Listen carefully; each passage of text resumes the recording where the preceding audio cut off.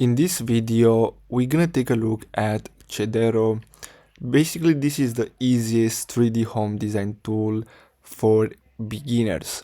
So I have here a list with different pros and cons.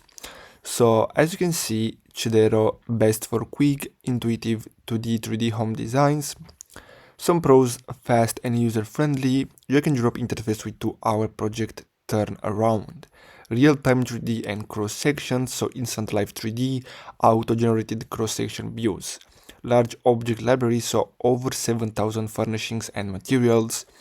Now, the cons: pricing limits for DIYers. So free plan is minimal. Full feature starts around $100 per month. Not for complex builds, so lacks advanced customizations, as an example, piping, curved walls, weak commercial support. So these are some pros of and cons for Cedreo. I really hope you found this video helpful. Thanks for watching, guys.